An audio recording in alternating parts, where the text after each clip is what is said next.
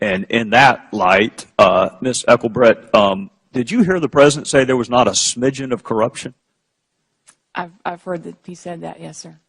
Ms. Garrison, did you hear the president say there was not a smidgen of corruption? And let me just translate that, because smidgen's not a legal term. I assume he meant scintilla, and I assume he meant criminality instead of corruption. How was he able to make that conclusion? Neither of you have been interviewed by the Bureau, have you? No, sir. And according to Mr. Sekulow, of his 41 clients, 3 have been interviewed, or 3 were asked to be interviewed. Right. Not interviewed yet. Okay. 0 of 41 have actually been interviewed. Correct. All right. So the president says there's not a smidgen of criminality or corruption. Do either of you remember seeing a witness named Lois Lerner sitting at the very table y'all are sitting at? Do you remember her invoking her Fifth Amendment privilege, the same privilege that she targeted some of your groups for trying to educate people about? Some of your groups just want to simply educate people about the Constitution, the one that she availed herself of the very second she was exposed to criminal investigation. So how can the president say there's not a smidgen of criminality when Lois Lerner invoked the Fifth Amendment? 41 witnesses haven't been interviewed, including the 2 that are here right now. How can he possibly draw that conclusion?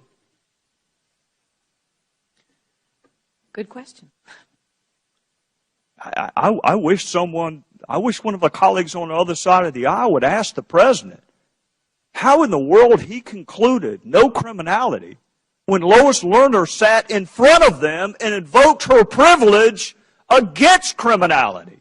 How do you square that?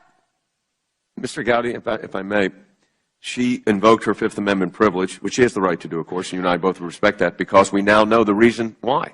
It wasn't perhaps as clear as it was made yesterday.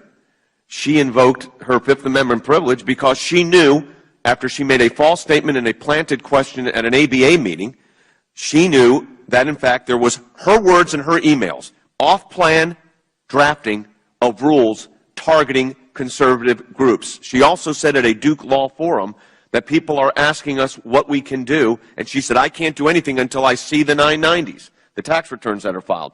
That was all going on while she was redrafting the rules with the highest level of the Chief Counsel's office. Mr. Cartwright. Mr. Sekulow, yes, I want to say this.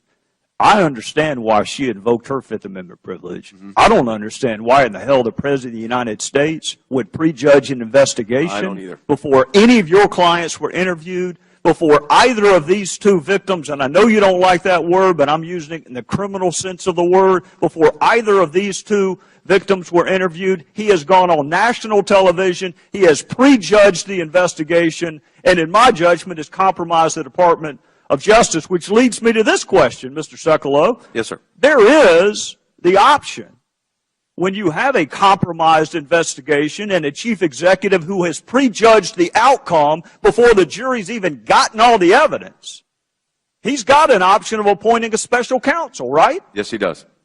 And the special counsel regulation says if it's extraordinary circumstances that furthers the public interest. Can you think of anything more extraordinary than government targeting people based on their political beliefs? No.